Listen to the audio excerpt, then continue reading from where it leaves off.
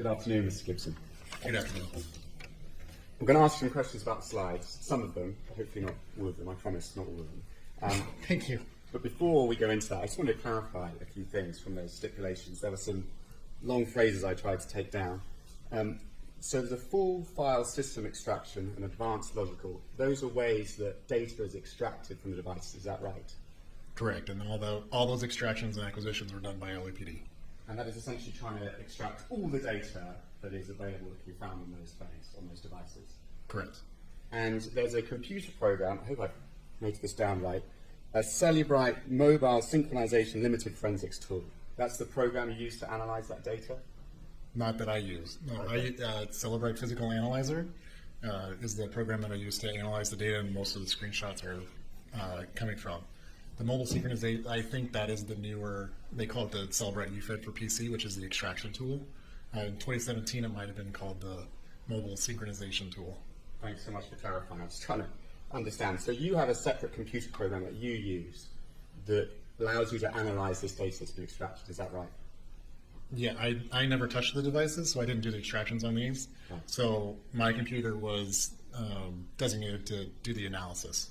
I see. And as part of that analysis, there's a program you use that visualizes the data, is that correct? That's been extracted? Yeah, the Cellebrite Physical Analyzer is a data visualization tool that allows you to look at the data in a format that is readable for humans. So it's the Cellebrite Visual Analyzer, that's the computer program I was trying to talk about. Yeah, it's Physical Analyzer. Cellebrite Physical Analyzer, all right. Now, that Cellebrite Physical Analyzer, you're able to filter through the data, correct? Correct. And that's necessary because, as you said earlier, I think there's enormous amounts of data from these devices, right? Correct. And using that analyzer, is it right that you can create PDF reports you need to print off some extracts and pages from that data? Correct. PDFs are it's one of the file types that you can extract information from. Just to avoid any doubt, you could just describe briefly what a PDF is. It's a Adobe Acrobat file. It's a document that's easy. It's a page. It's a page that's think of it as like it's a glorified picture that's what's the word I'm looking for? That's But it's an Adobe Acrobat. it creates a readable, printable document. It's a readable, printable document. Proprietary. Sorry, that was the word I was looking for. Thank you very much. Now, as part of producing these slides, you produce these PowerPoint slides, correct? Yeah, this is the work product as a result of doing the analysis. It's going through this enormous amount of data and screenshotting parts of it. Correct. And you're directed by the prosecution what to look for, correct? I'm looking for artifacts of interest. Right. So yes, but for this investigation, I was directed to focus on the date and time of the homicide and the relationships of everybody that's involved in the case. And focus on things like IDMSS, is that right? Yeah, that's the application that we were discussing earlier. I focused on some of those entries. Right. And as you said, you only select the artifacts that are most relevant to the case or important to the case, is that right?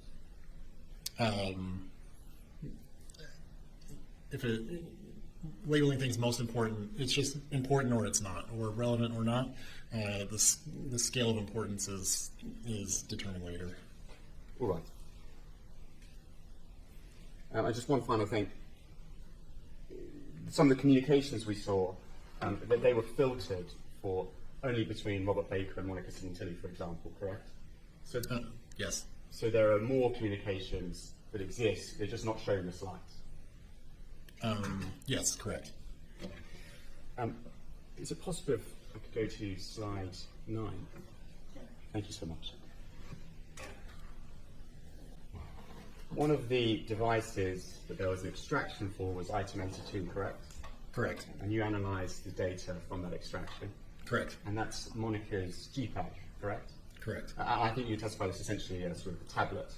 Correct. Yes, yes. Please go on. No, it's just a tablet. Similar to an iPad? Similar to an iPad. This slide shows user accounts that are on that G-pad, correct? Correct. Sorry, my just run a bit closer. Thank you. You said here you highlight some of these accounts. So, am I right that this would log where someone logs into their own user account for one of these applications on the right-hand side? Yes, correct. It's giving you a reference, like, for example, the Pinterest, like the 6th row is Monica Sementilli. And if you continue on down, like the State Farm and different entries. And it has their username in that second column, correct? The first two columns can. It's the first two columns that you kind of combine to get a representation of what the usernames are. Right. Well, the second column typically says username. It has the username. Correct. So we have a Monica Sementilli at the first one. Correct. Which is someone that was on about confirmed you. So there's a fabstyle67@gmail.com, correct? Correct. And there's also a Jessica Tilly further down, right? Correct for Twitter. And further down that, I'm looking fourth from the bottom, there's a 1D for Bella123@gmail.com, correct? Correct. There's a Sementilli.f@pg.com, right? Correct. We have the fab style again, that's the same as above, correct? Correct. And then there's a Bellarama00@hotmail.com, right? Correct. And if someone was using that G-pad and logged into their user account, that would show on this user accounts table, correct? If there's, you can see that there's 33 user accounts. So if there's, Sorry. yeah. Please finish. Sorry. No, this is a screenshot of the user accounts that are on the device. If it's can't do the speed counting, but there might be more accounts associated. There might be more. You know, there's 33 that were parsed out in this 21. So there might be more. That's what you're saying. Well, More there's user accounts. 12. There's 12 more. There are more, exactly. And what I'm asking is, if someone other than Monica Sementilli went onto this G-pad and logged into their user account with their own username, that would show on this, right? Correct. For example, the Twitter, the Jessica Tilly, that Twitter, that username for that account, and then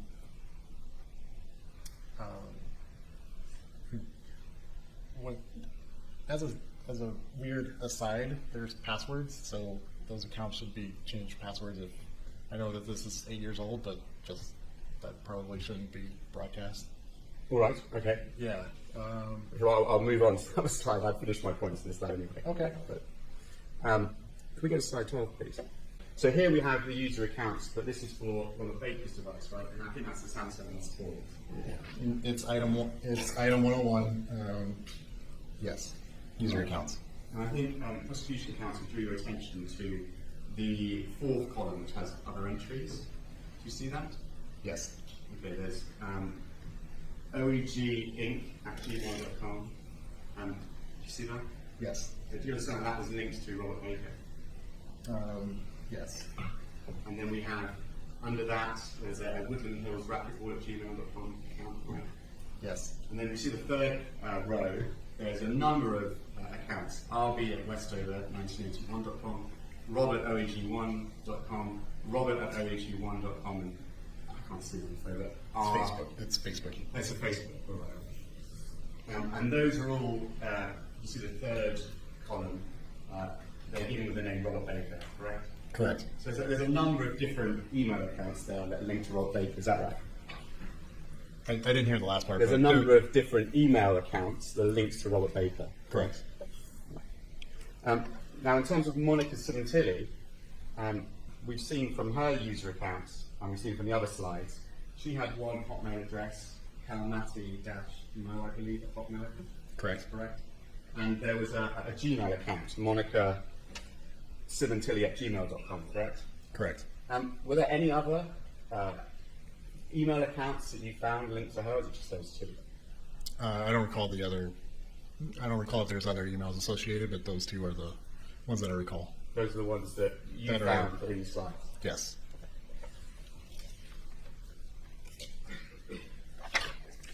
Go to slide 15, please. So here we have item 119. That's Monica's iCode, correct? Correct. And again, user accounts. The first row we see there is highlighted in dark blue color.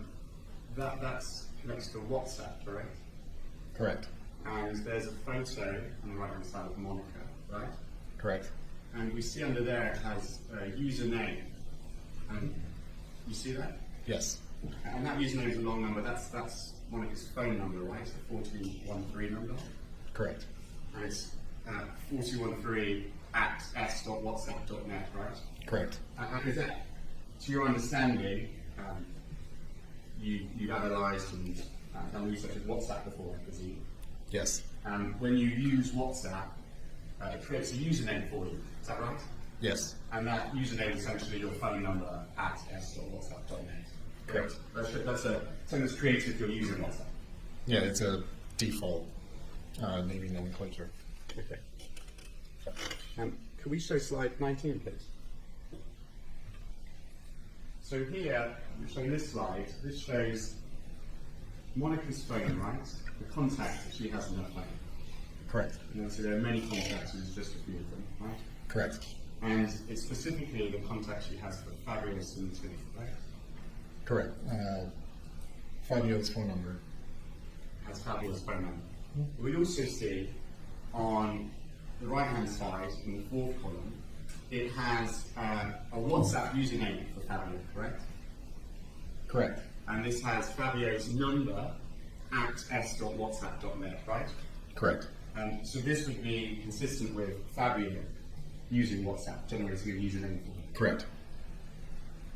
And sorry, but I do need to make a clarification on the last row.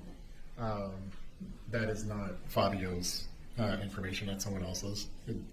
Screenshot one too many rows. It looks like. So the unrelated phone number on the bottom. Oh, Rigo. Yes. Right, that's not related to Fabio. It's a different Correct. number. Yes. Thank So you. just everyone's clear on that. You want to have just one moment. I think earlier in your testimony you described how sometimes apps can be deleted, so they don't.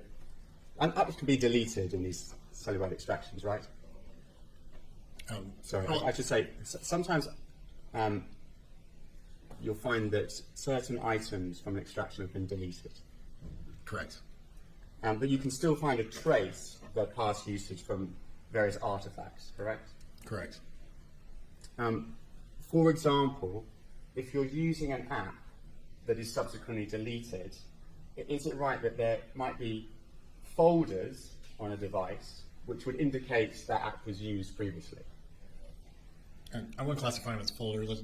We can stick with files and Files, okay. Yeah, files and various artifacts, indicating usage. All right. Well, let me show you something, and we can. I have here 2 pages from the Cellebrite extraction of Fabio Sementilli's device relating to images found on this device. I have these markings as Defense Exhibit 601. Yes. I'm showing you what's marked as Defense Exhibit 601.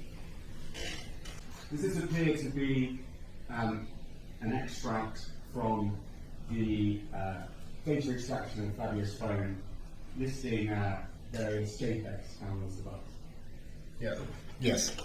And we see here the file name, right? Yes. And it's got JPEG, that indicates an image. Yes, that's a picture. Right, and we have a date and time it's created. Yes. Looking at row 98, we have this thing here, which is a path. Can you describe what a path is? That's the location of where the picture actually resides on the file system. I'm sorry, did you say 98 or 99? I said 98, but Okay. for the purpose of that question, it's not necessary. Okay, so, Can I just clarify? So Again, Your Honor, if the witness can finish his answer before another question is asked. I thought it was done. Are you done, sir? yes, I'll wait for the next question. A path, it contains various folders where something's saved. Is that right? Yeah, folder is also a directory. It's a path. It's the location path on where you can locate that picture. So, I'm so sorry. yeah, so if you look at the path, it's Fabio's iPhone, Yes. which is the home directory, and then applications, net WhatsApp, dot WhatsApp is the next folder, and then there's library media, and then and then you get another folder with a long string, and then you get the file name. Right, now, you see here there's a folder, net.whatsapp, right? Correct. Is this something that would be created if you were using the WhatsApp app? Yes. And it's created as a location for where images are stored from WhatsApp. Correct. So would this be consistent evidence of WhatsApp being used on this device? Yes. And so just so we can see some of the dates, this is showing an image at 6/12/2016 that's saved to this location, correct? Saved to this file. Correct. It's June 12th, 2016. Yes. December 16, June 15 is also saved to this location, right? Correct. September 25th, 2016, same again. Correct. August 10, 2015, same again, right? We can't see it, but on Oh, I'm so sorry. Okay. August 10th. Right, and I just have a second page. This is just a continuation of the records. Here we have January 1st, 2017, same part. Is that the same part? The same location that something was saved in that includes a WhatsApp folder? As 114 and 115. If you look at that really long number, Yes. right after media, it looks like it's different. So it's not an exact path, but if you go to the WhatsApp library media, you will see the folder list of the pictures associated with the application. But it still contains a net.whatsapp. Correct. WhatsApp Correct. folder, and that would be consistent with WhatsApp being used at that time. Correct. And so we have various times there. I'll show you all of those times. It would be consistent with WhatsApp being used at those times because an image was saved there at those times. Correct. Please go to slide 21. Here is Monica's device again, correct? Correct. And it's contacts, all her contacts, but it's just selectively you just highlighted the contacts for Robert Baker, his item 121 device. Correct. And he is saved under various names there we see, don't we? We see a racquetball, right? It's the second row. Correct. On the top half, you see Robert Racquetball, Louisa, Diane Racquetball. And then on the bottom picture, you see Diane Racquetball. Diane Racquetball. Right. And obviously, the person using the device, they can choose how they save people in their phone, what names they use. Correct. Can we go to slide 26, please? And so here is the converse. It is Baker's device 121. That's Monica's contact, how saved in his device. Is that right? Correct. And here, Monica is just saved as her actual name, right? Correct. And there's no alias or different name used, like there Correct. was with Louisa and a racquetball, for example. Correct. Slide 31, please. Here we have, I want you to focus on Monica's device on the left-hand side. It's the same device we're talking about, 119, correct? Correct. And we have here her contact for Ron Ray. That's what she listed. That contact is yes. Yes, and there's a phone number given there. Yes. Ending in 8136. Thank you. And the metadata shows when she created this contact, right? Correct. March 25th, 2017, 10:21 p.m. California time. So that's just over 2 months after the murder, correct? Correct. It's that- ballpark. Yeah. So that contact was created in her phone. Correct. And you didn't find any evidence that it had been created any earlier? No. Slide 32, just the next slide, please. Again, the left-hand side, there's a contact, and you understand this is for Nurse, right? And Monica's phone, contact to Monica's phone. On the left-hand side, yes. And you understand that based on the number, the phone number that's given. Correct. The one ending in 7923. But the name she's given is obviously not Matt Nurse's actual name. She's sort of using an alias there, right? Jim. Jim. Okay. I want to move on to Viber. Just the slide 35, please. So as part of this case, you analysed Viber, right? Correct. And this is a web page from Viber's own website, right? Correct. And just to be absolutely clear, this is not something that was found on anyone's device, right? Correct. You searched this yourself. Sorry. No. Yeah, so I opened up a web browser. I typed in Viber.com, and you see the subsequent screenshots of what the Viber website was. I believe in March of 2018. This is what Viber's written on its own website about its own product, Viber. Correct. It's the marketing. So here we see it says Viber connects over 900 million users, right? Correct. And I think under that, in the second paragraph, make calls, send messages, and much more, freely and securely, join millions of people around the globe, enjoy the world's most comprehensive communication experience, right? Correct. So it's a widely used app. A lot of people use it around the world. Correct. Right, can you go to the next slide, please? This is a FAQ. It's a frequently asked questions, correct? Correct. Again, from Viber's own website. Correct. If you look at the top, it's the fact page. And it talks about what is Viber, and it sort of describes what it is and gives some of the features, correct? Correct. So with Viber, you can send messages of all types and make phone calls to other Viber users for free. Right? It says free there. Correct. And it talks about all the different things you can do. You can make audio and video calls, send video or voice messages, use stickers, GIFs, and more, correct? Correct. What is a GIF? Do you mind explaining? It's a I actually would like to know myself. GIF or GIF. GIF, exactly. It's a image format that blends several photos together to for various purposes. But it's just multiple pages that multiple images that are queued to run consecutively. It talks about using Viber on a smartphone on a computer when you're connected to a Wi-Fi, 3G or 4G network. See that?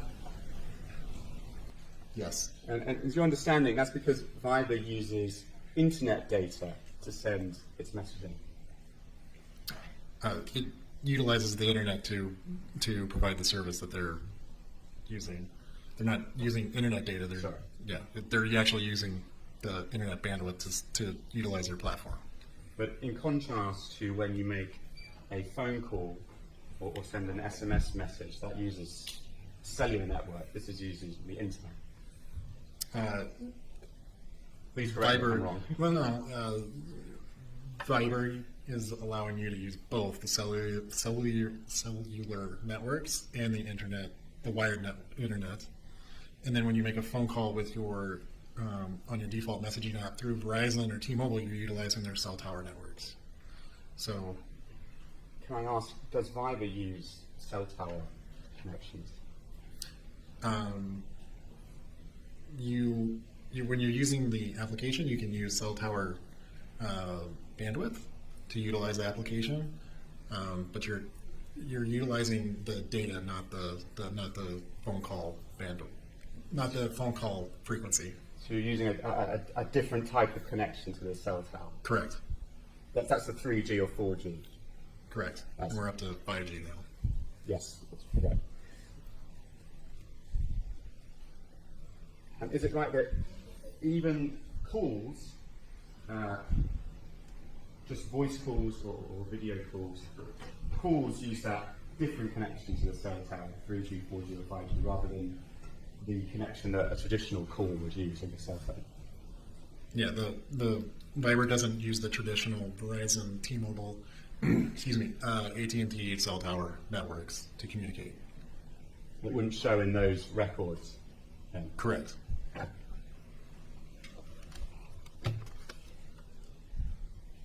Just go to the next slide, please.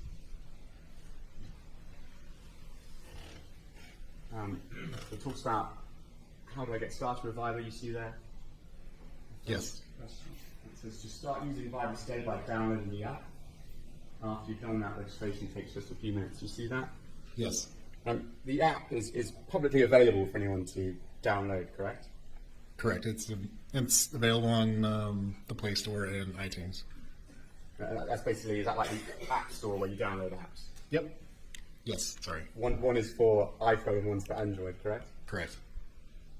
So you download it through the usual app stores, I call them, just as you would with any other app, correctly? Correct? Correct. It's not something you have to access through the dark web or anything like that. No. And it's not illegal or banned, is it? It's not an illegal or banned app, is it? Oh, no. And these web pages we just looked at, these 3 web pages, they talk about the sort of main features and benefits of Viber. Is that fair to say? Yes. It doesn't say anywhere on any of those 3 pages anything about it being encrypted, does it? No. Those web pages highlight that it's widely used, it's free, for example. Is that right? Yes. You've seen?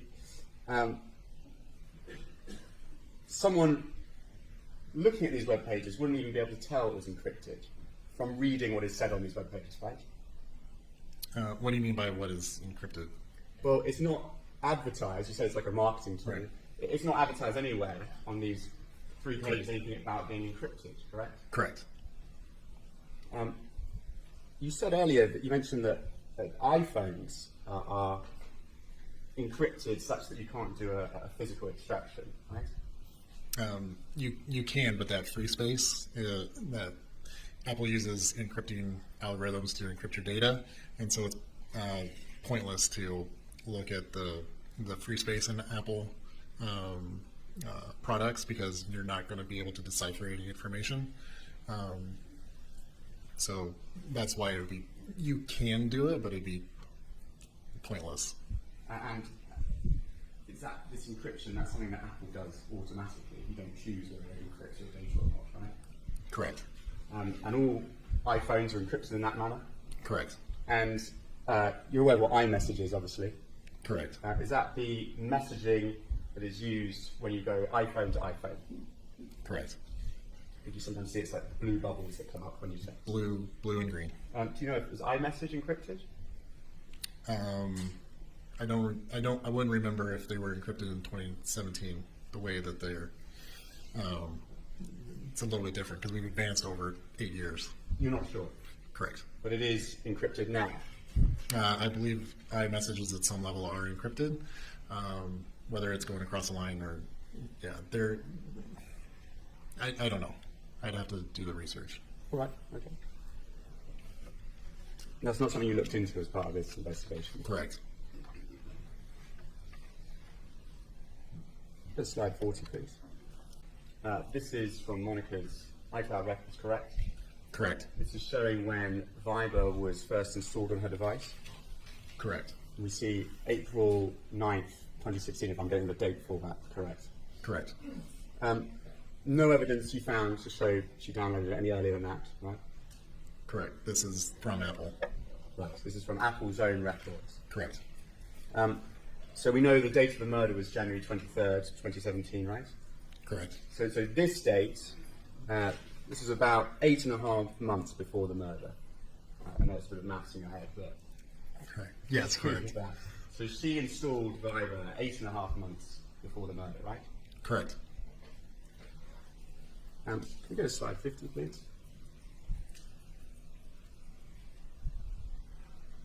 This shows Baker's device. I think the Samsung S4, what, as in 101, right? Correct. And this similarly shows when Fabio was installed on his device, right? Correct. And the date there is August 24, 2015, right? Correct. Go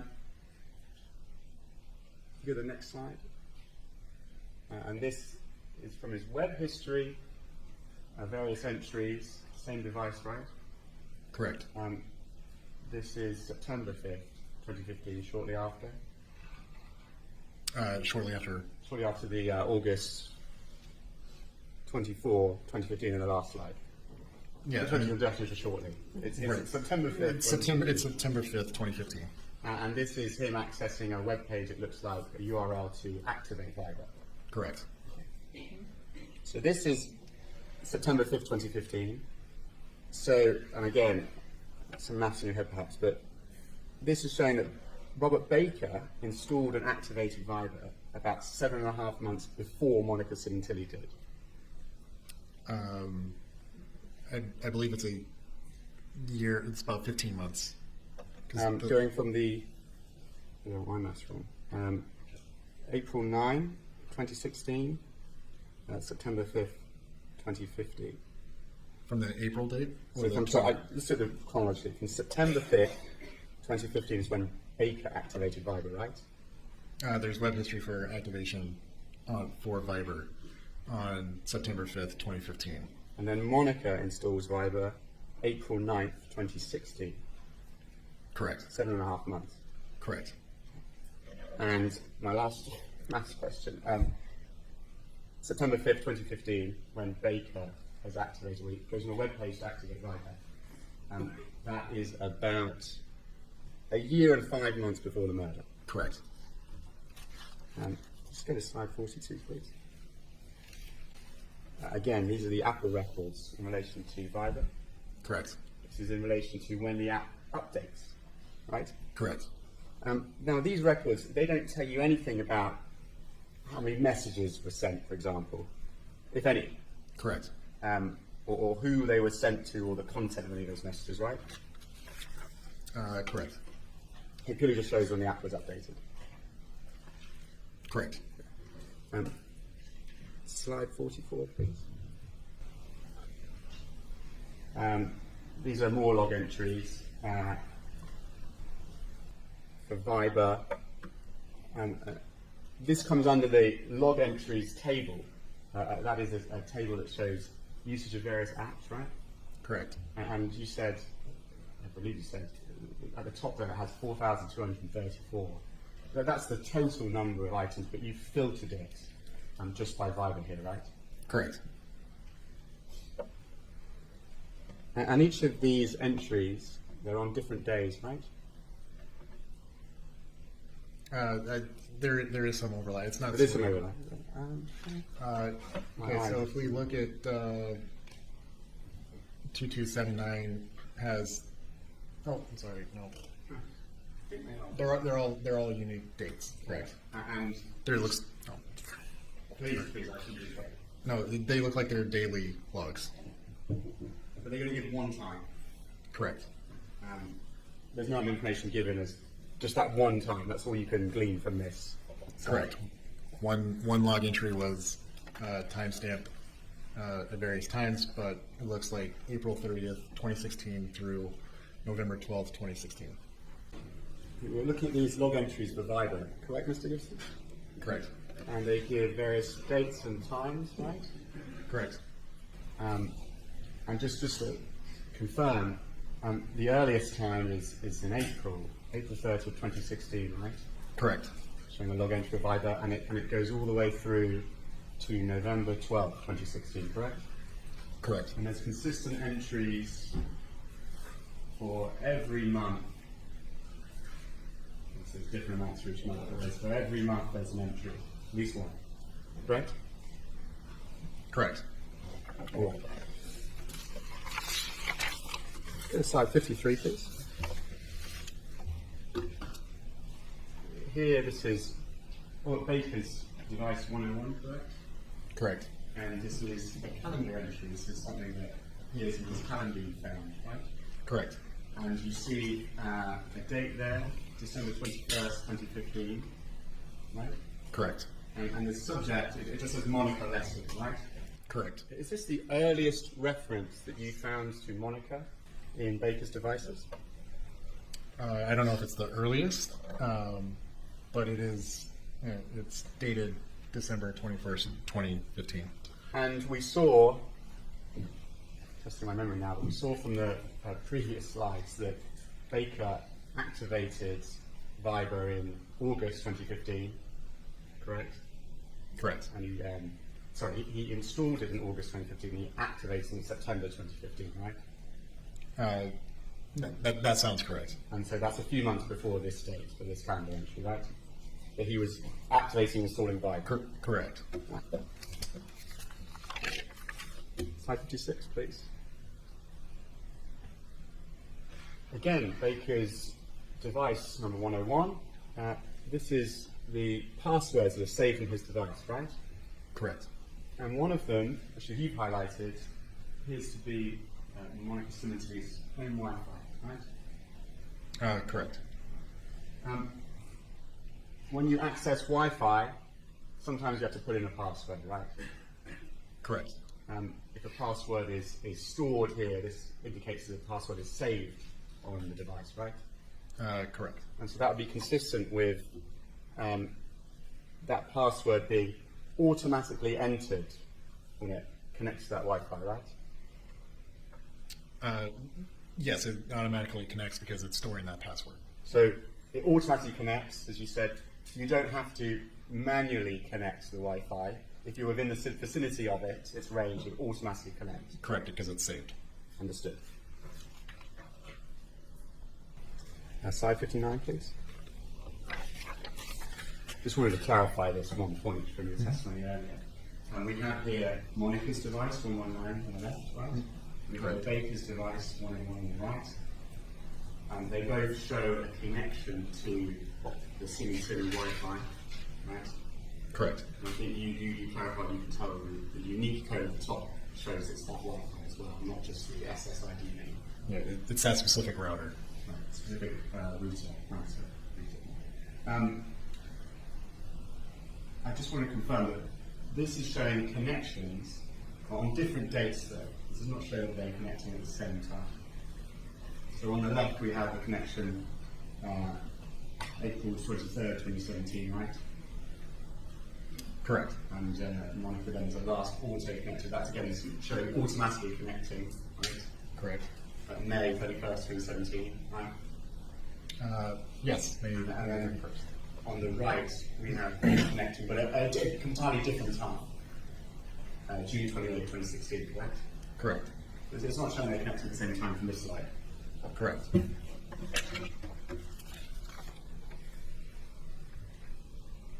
Go to slide 69, please. Now, we talked about this email chain that was forwarded, and the email chain talks about IDMSS, right? Correct. Now, obviously, we talked about this before. In relation to the IDMSS, you did an analysis of forensic extraction of Monica's phone, correct? Correct. And you found the log entries in relation to IDMSS on Monica's phone. Correct. And you also did an analysis of Baker's devices, right? Correct. But you didn't find any similar log entries for IDMSS on Baker's devices, right? Correct. And you didn't find any other evidence on Baker's devices in relation to IDMS, did you? Apart from perhaps his email. Correct. And you didn't find any evidence that had been installed at one point, right? Correct. You didn't find any evidence that had been installed and then deleted, right? Correct. And you didn't find any evidence that had been used at any time on Baker's devices, the Correct. IDMSS app.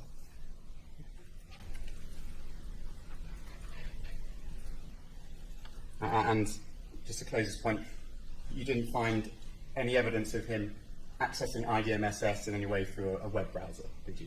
Correct. Right. Slide 82, please. Thank you.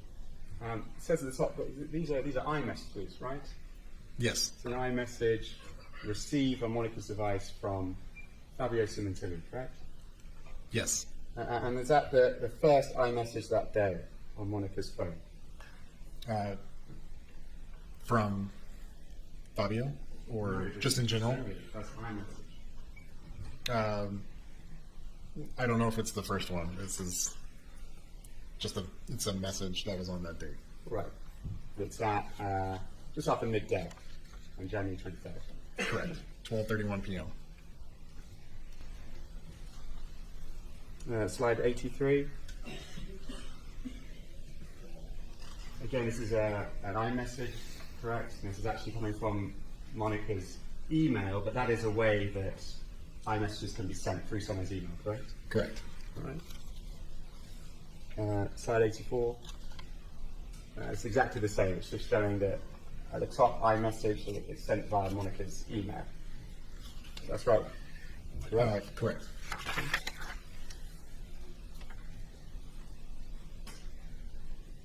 Slide 85. Thank you. Again, iMessages. This is Monica and Fabio again, correct? Correct. And you see Monica says, we are on our way home at 12:46 p.m., right?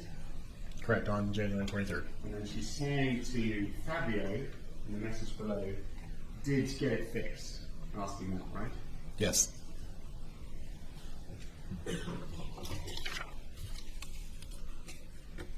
Slide 86. This is just 3 minutes later, 12:49. Previous slide was 12:46, this is 12:49, correct? Correct. This is now a call from Monica to Fabio that lasts for 34 seconds, right? Correct. Okay. Okay, we've seen the other iMessages, so I don't want to go over them. You've already been introduced, you've talked about them, but just some brief points. Slide 94. This again, Monica's phone, call logs, shows an outgoing call, so she's making this call. Is that right? Correct. She's making it to Jesse. Correct. And the duration, where it says 000000, does that mean it's just a missed call, essentially? Essentially, yes. Go to slide 100, please. I just want to, I don't want to go through every slide in this small section, but just from your recollection of what you said in your testimony and you're analysing the records.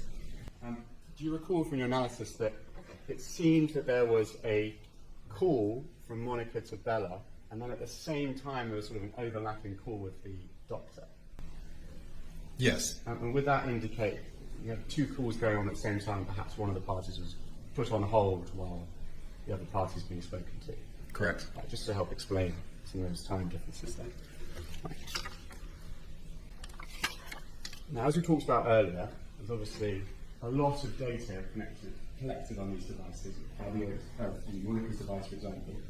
And you in these slides have highlighted certain items found in the afternoon of January 23rd, right? Correct. Okay. But it's not showing absolutely everything that's found on those devices during this time period, is it? It's highlighting the artifacts of interest at the time that I was doing the analysis, whether it's everything that's on the devices that's available. All right, well, I don't know what's not there.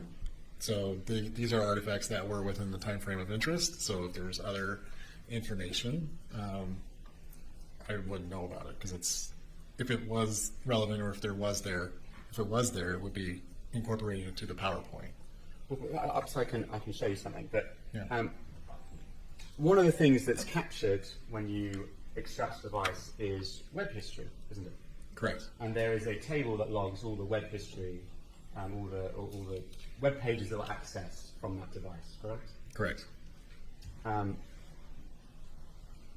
There was a web history log for Monica's phone, correct? Correct. And did you analyze that web history? Correct. Yes. Now, I have one page. It's an extract from Monica's Cellebrite phone extraction, focusing on a web history.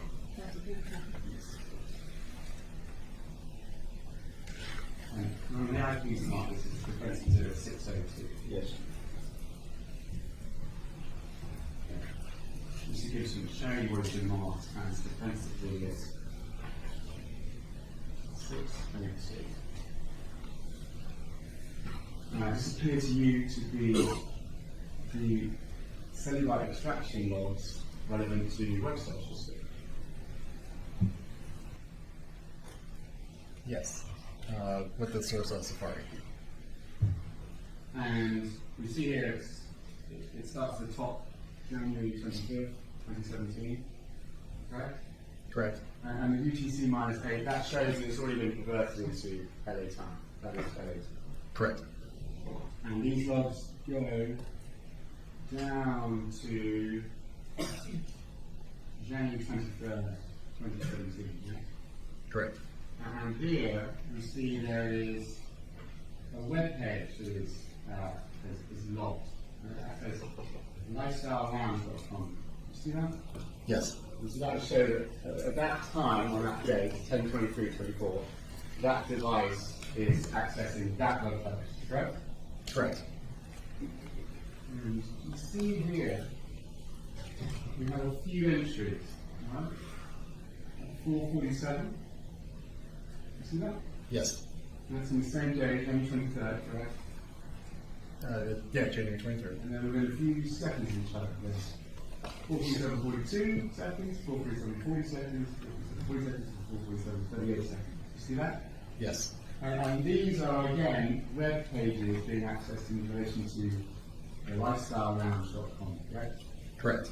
So that shows that at 447, that website, Lifestyle Lounge, is being accessed by that device, correct? Based on this record, yes. And that's Monica's device.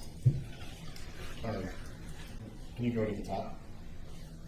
Oh, The page following okay. her records. So Yeah, it actually says this is an extraction from Monica's records. Yeah, if it was provided discovery from her records, then yes.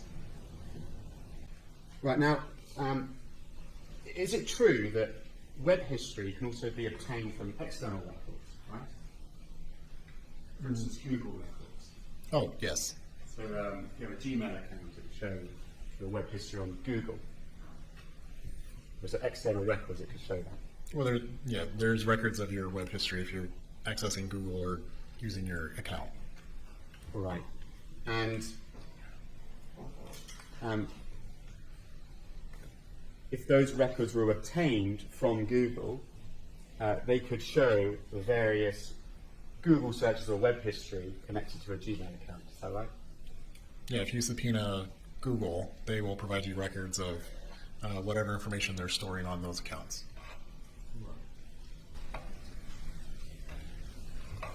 Now, I have, again, one-page extract, which is from Google's records, which was subpoenaed, which shows the web history of Fabio's email address. This is 603? Now, please mark 603 on Yes. This one I'm going to show you what's marked as Exhibit 603. This appears consistent with Google records showing web page history for that Google account. Looking at the document, it's Google search history events for FabStyle67 at Gmail. So it appears to you to be that email searching that history and the various dates and times. Yeah, it's search history events that's provided by Google, so Next to that email address. correct. Connected to that email address. Now, unfortunately, this is a UTC, so it requires the information. But you testified earlier that UTC is English time, and to get to LA time, you have to minus 8 hours. Is that right? Correct. So in the wintertime, you have to subtract 8 hours. Summer for daylight savings, you have to subtract 7 for Los Angeles time. So these records are going to be in UTC 0. So that's going to be it has to be the offset time. So the first record is actually January 23rd, 2017, local LA time, if my math's right, 4:35 p.m. So this is that email account, fabio@gmail.com, visiting that webpage at 4:35 p.m. on January 23rd. Is that right? Correct.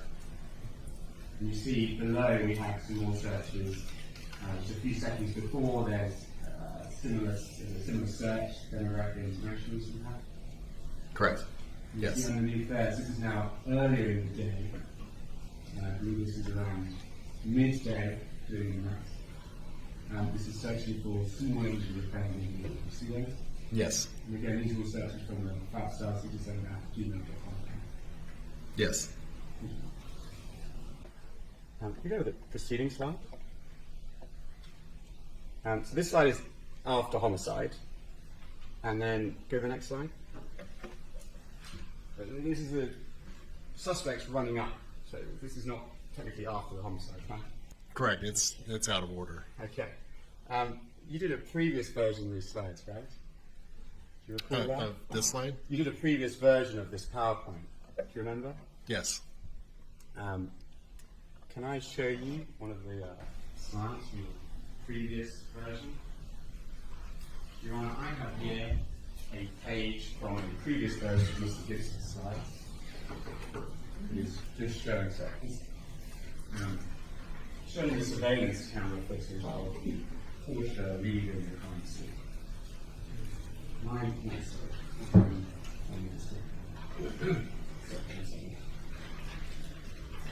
These numbers, 604. Yes.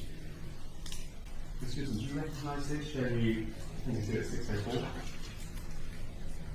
Yeah, this is a slide of the surveillance camera capturing a picture that I received from LAPD for January 23rd, 2017 at 4:53 p.m.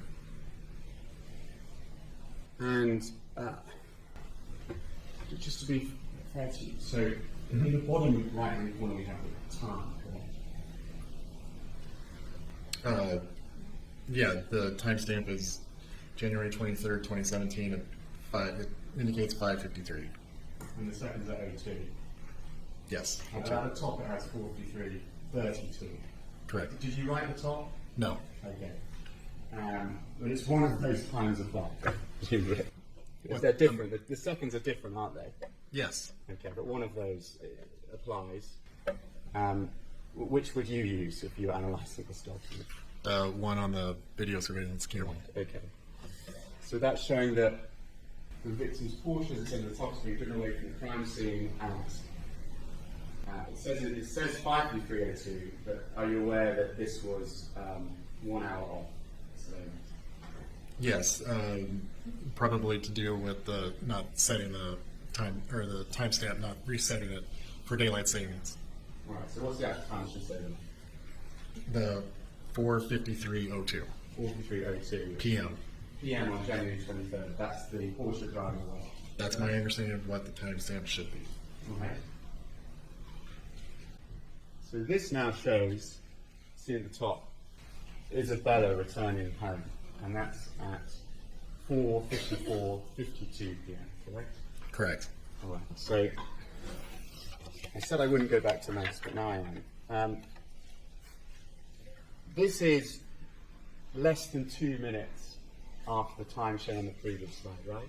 Correct. So Bella returning home is actually, exactly right, 1 minute, only 1 minute and 50 seconds after the Porsche was still leaving, correct?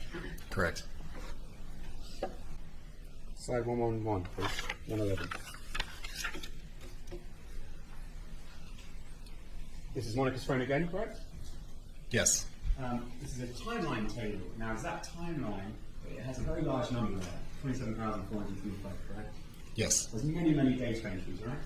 Yes. And is that because it shows in chronological order all activity on that phone in a timeline chronological order? I wouldn't say all. Okay. Not all events. It's the events that are captured with the software. It shows events occurring on that phone in a chronological order. Yes. Now this slide goes from 5:22 p.m. January 23rd. It's the top row, correct? Correct. And it goes down to 8:13 p.m. January 23rd, correct? Correct. And you've extracted just a portion of the full timeline, correct? Yeah, this is only showing the data for that time frame. There's 27,000 entries plus that you're not seeing. So there are more entries after 8:13 p.m., correct? Correct. And there's more entries on the next day, January 24th, right? Correct. Okay. Now I have another page from Monica's Cellebrite phone extractions showing the timeline next day. I mean, it's miles, it's depends on 605. Very good. Again, this appears to you to be the timeline entry starting but appearing on the next day, January 24th, 2017. Yes, at January 24th at 12 p.m. noon. Now, I draw your attention to one entry on this timeline. This one here, which is 21533.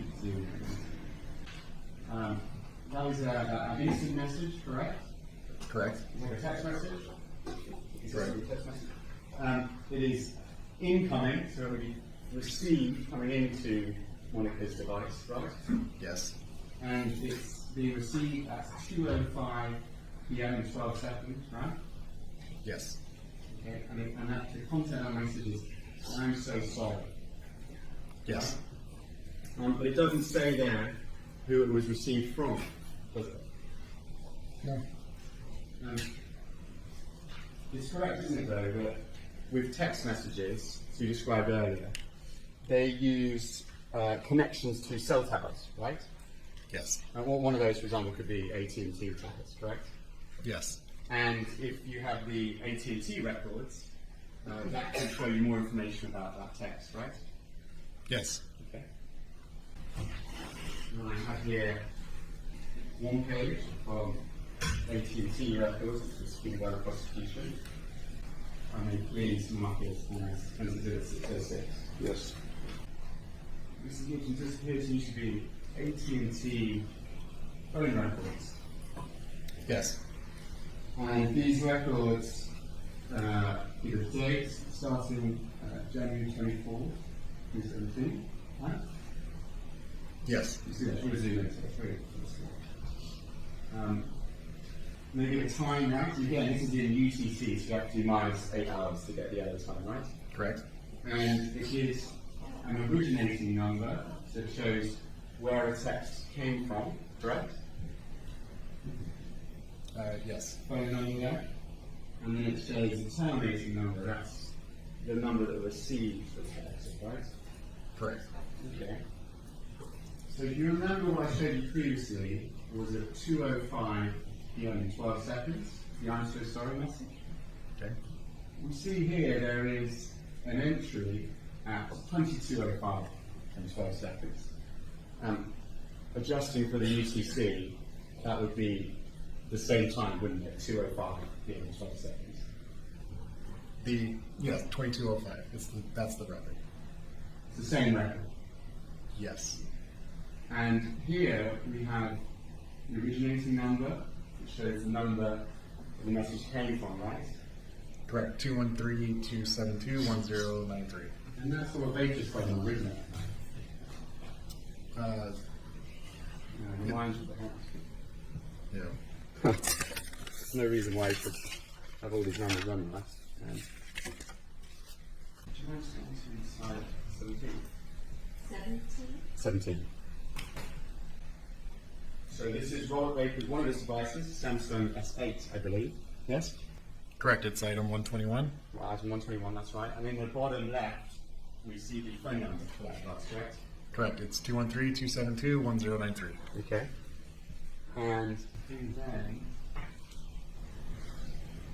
look at the AT&T records. The 2205 class with a 2:05 p.m. entry LA time is the same number, isn't it? It's the same number. It's UTC time. 2205 is the UTC. I'm sorry. UTC number. Yep. And 2:05 p.m. adjusted for LA time. This would be 405. You're subtracting 8 hours from 10. Oh, 2. Okay. Sorry. I wanted to make a mistake to you. That's at 2:05 p.m. On January 24, right? Correct.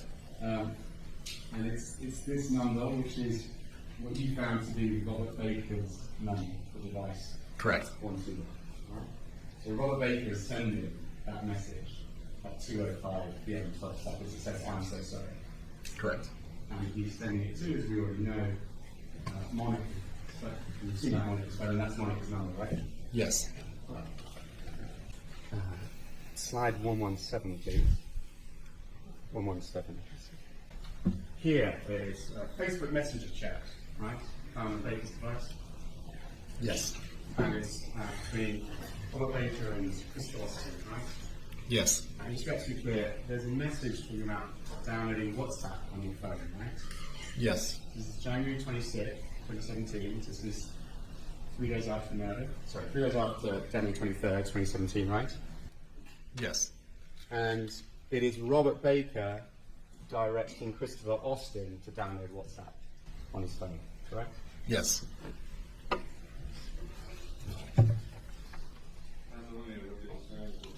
Till tomorrow at 9 o'clock. The end is advised not to touch the safety on yourselves or if anyone else or former expressing opinions that the cause is going submitted to you. Morning, Mr. Gibson. Good morning. Just wanted to recap where we left off yesterday. At the end of yesterday, do you remember we looked at that "I'm so sorry" text that was received on Monica Sementilli's device? Yes. Then we looked at the AT&T records, and those confirmed that the day after Fabio Sementilli was killed, so on January 24th, in the afternoon at 2:05 p.m., Robert Baker sent a text to Monica Sementilli that said, "I'm so sorry." Yes. Okay. I'd want to move on to IDMSS. Do you mind if we go to slide 61? Thank you.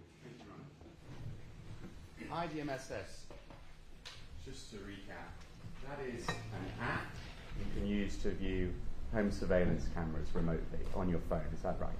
Yes, that's how it's advertised. And what we see here are these screenshots you took. Yes.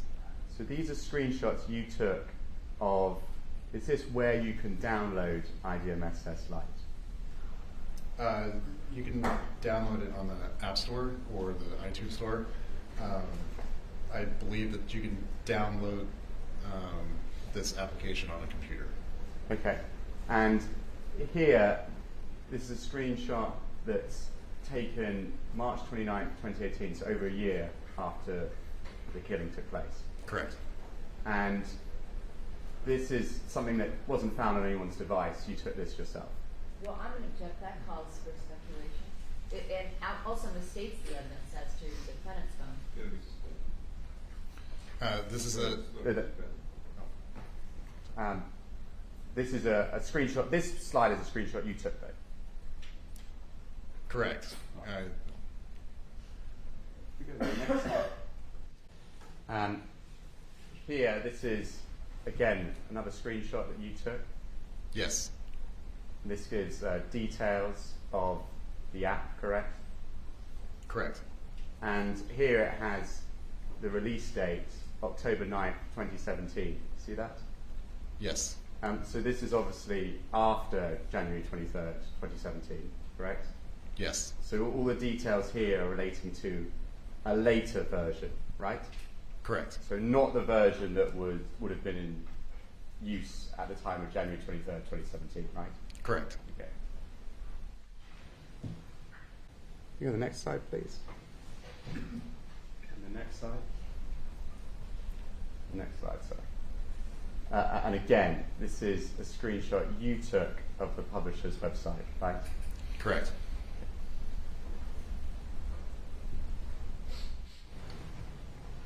The next slide. Okay, now this is something that was found from the extraction of Monica Sementilli's device, right? 119. Yes. These are the log entries, and again, you filtered by IDMSS, right? Correct. There's 4,234 log entries that were parsed out. These are the filtered log entries for IDMSS. And what we see here are 7 entries for IDMSS, right? Correct. And they show the earliest one is June 30th, 2016. Correct, at 9:51 a.m. Just looking at the dates, just for the time being. And we have July 18th, another entry for IDMSS on Monica's phone, correct? Correct. August 7th, right? Correct. August 10th, Yes. September 14th, Yes. and November 10th. Yes. And then we have January 23rd, right? Yes. So for about a 6-month period, there's roughly an entry every month or so. I know there's 2 in August, and there's not one in October or December. But there are in June, July, August, September, and November, right? Correct. 7 log entries during that time frame. Okay. I think you testified earlier, but correct me if I'm misremembering. These log entries obviously give it a time, right? Correct. They give a date. Yes. But from this log entry table alone, you can't say what the app was doing or how the app was being used, right? Correct. We would need more information. Yes. And is it right that without more information, you couldn't say what that timestamp necessarily represents? This timestamp was for that log entry. So that log entry was created that date and time, and that's all you can say about that log entry from That's the all you can screenshot. say, that a log Correct. entry was created at that date and that time. Correct. Can we go to slide 142, please? Here we have an item found on Monica Sementilli's device, 119. Correct. And you spoke in your testimony previously about this. It appears to be a screenshot of an email from Jean Parshall to Monica Sementilli. Is that on the right? It's a picture of email correspondence. I wouldn't say it's a screenshot. Okay. And that email correspondence talks about insurance. You see that? Yes. Okay. Get the next slide, please. Sorry, next slide. And then we have here an MMS message. You describe this. This means a multimedia service message. Is that right? I forgot. Yes. Okay. And this is where you send it's images, for example, not just text. Yes, pictures, multimedia, pictures, videos. Okay. And here we have an image being sent from Monica Sementilli's device. Correct? Correct. That image is 9926. That's the same image we saw in the previous slide, the email with insurance. Correct. But we don't see from this data who that is sent to. Correct. Not from this particular slide. Right. We just don't have that data here. Is it true though that sometimes you can look at other data to give you some context as to where something might have been sent? For example, looking at messages before or after. Yeah. So if you look at the source file, the path leads to a sms.db database, and that's where all this information is being pulled from. So you can verify and authenticate the information that's being displayed in that database. Okay. Well, just want to show you some other references I have. Well, I have here 2 pages from Monica Sementilli's Cellebrite data extraction. One is in relation to timing activity, and one is text correspondence. Primary markers, offensive to it, 607. Yes. Yes. Mr. Gibson, showing you what has been marked as offensive to it, 607. Does this appear to you to be an extract from Monica Sementilli's phone extraction dealing with the timer, showing various items on the timing of her phone activity? Yes. Now we see here, you see this call log entry showing an outgoing call, Yes.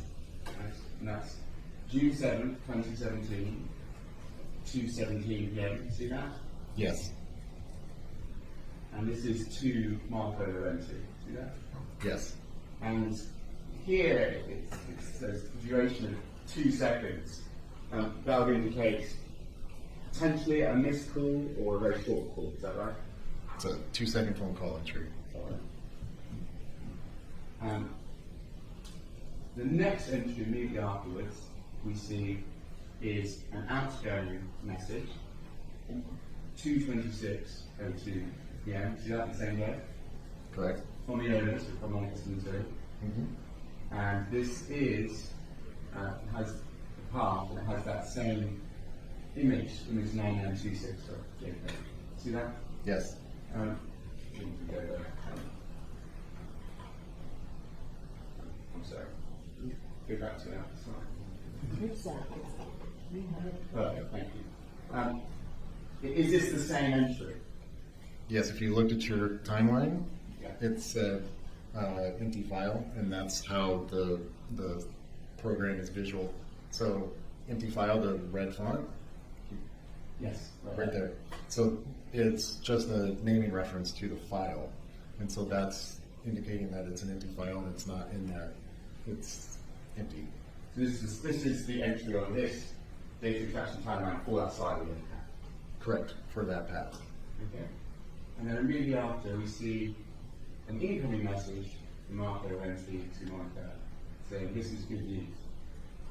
Correct. Okay, so just to recap, we have an outgoing call from Monica to Marco Laurenti at 2:17 p.m., right? Correct. And we have Monica sending that screenshot, or sorry, that image of that email to someone at 2:26 p.m., correct? Correct. And then we have Marco 3 minutes later replying saying, "This is good news," right? Correct. But would it then appear to you from these records that she sent that image to Marco Laurenti? That would be an assumption just based on this, because if you look at the date and times, if that's the conclusion and argument, that's fine. But just based on this, I can't say that because that entry is not there. If it's not there, you can't. I'm not going to say that it happened for sure. You can make that inference if you desire, but there's nothing on the record to show that record or that picture went to that person. Understood. Would it be consistent with that? Yes. Right. Let's look at one message down. Here, there's an outgoing message from Monica Sementilli to an Anna, that number. That's 2:38 p.m., correct? Correct. Now this attaches the same image file, right? 9926. Okay. Yes. And we would text accompanying it from whenever crossing my fingers, right? Yes. I have here, do you recognize this as this same text is just in a different visual form. This comes from a different part of the Cellebrite extraction, right? I'm Yeah. sorry, I don't know what this is. It's not mine. And this is page 2 of 607? 607. I'm sorry, I should be clear. I'm showing you page 2 of the Defense 0607. And this is the same text, correct? It's just a different visual form. It's the same picture, different text message. I mean, Oh, this text message Sorry. says, "Cross Yes. my fingers." same message. And here is actually a thumbnail. I'm not expecting you to see that, but there is a thumbnail for that image. 9926. It's the same picture. Right. From this, though, you can definitively say that this is Monica Sementilli sending that image of the email talking about insurance to that phone number, Anna. Yes. I get no further questions. You're Briefly. In terms of that, the message, let's say the image file.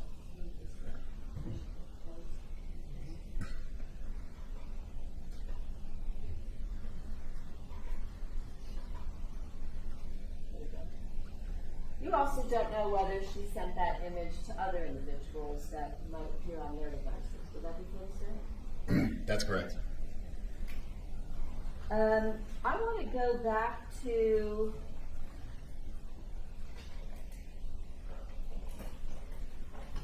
Council, can I have your 606, please?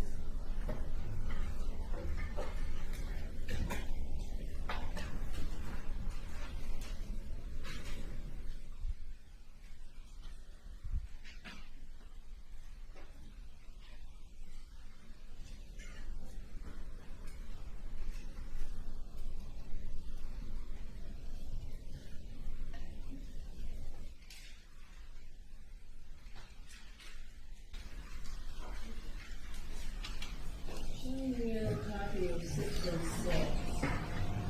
Highlighted. Yesterday, you were asked whether there appeared to be, although there was information, I believe you said, regarding the sender missing from the Cellebrite extraction. You were shown these phone records showing that it appeared that a message regarding sorry was sent to the defendant's cell phone ending in 421 from Robert Baker's cell phone ending in 1093. Do you recall that? Yes. It was adjusted for yesterday for, I believe you said, for California time, making it 2:05 in the afternoon, correct? Not if it's 22:05 in January. You have to subtract 8 hours from 2:05. Sorry. That's okay. Just before that, do we see at 2:02, it looks like in 33 seconds, 2 messages that are sent from the defendant's cell phone to Robert Baker's? Yes. So that would indicate that the message that you were asked about yesterday was consistent with being a response from the prior 2 messages the defendant sent to him, correct? Objection, speculation. No. I asked whether it was consistent with. Is there a 2 messages that precede the one from Baker to the defendant that go from the defendant to Baker? There are 2 entries at 22:02:33 from Monica's device to Mr. Baker's device. And given that those 2 messages do not appear in the Cellebrite extraction, would that be consistent with the defendant deleting those messages, perhaps from her phone? Yes. Yeah, correct.